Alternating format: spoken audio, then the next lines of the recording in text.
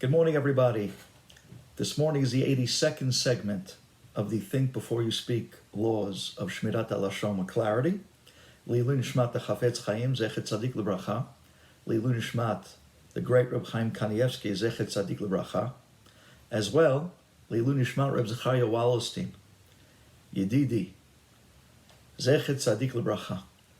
And as well, these halachot should be a great zechut for our B'nai Chabura that learns every morning.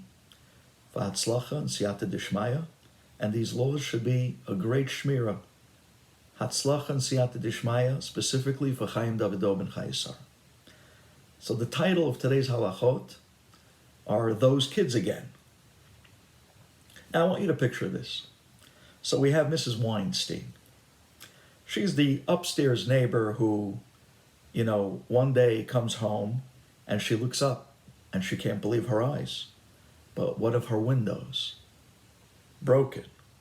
And you could actually tell from the break in the window that a ball went straight through the glass. You could see the circle of the indentation as the window cracked as the ball went through. She gets furious. How many times did I tell those boys not to play hardball? How many times did I tell those boys that if they're going to play hardball, they should play in the park and not in the street in front of the houses? They could break a window.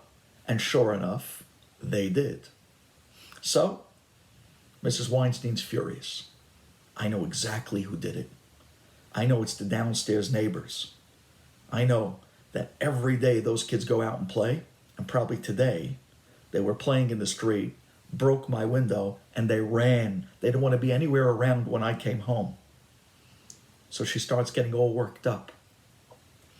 She says, I know, I'm going to go bang on their door and I'm going to make them pay for it.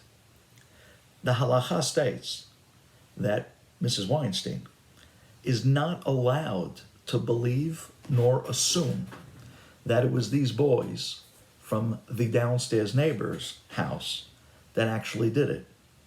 She could assume that maybe it was them. In order to be able to get a payment, she can go ask. But she's not allowed to believe that it's absolutely them. And you want to hear something, even if people will come by and say, you're right, it probably was those boys. We saw them playing ball today. Again, you can suspect that it might have been them in order to be able to go and get reimbursed for your damage. But to believe 100% that they are the culprit, you are not allowed to halachically. And therefore, when it comes to suspicions and accusations, this is a very important halacha. If a person suffers any type of loss, for instance, a business loss, where they lose their job, for instance, and now they start thinking, they start suspecting, I know why I lost my job. I was fired because probably it was that coworker. They probably said something to the boss that slandered or went against me, or backstabbed me.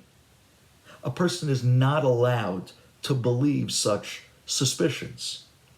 On the other hand, even if they heard that someone was up to trying to get them fired, or someone was up to causing them some sort of a loss, again, you're not allowed to believe hearsay. You're allowed to suspect, and that you'll suspect is in order to protect yourself, whether it be to get reimbursed. But what's done is done. And to believe accusations or suspicions as truth is not allowed lahalacha. It is prohibition of lashon hara. It's amazing.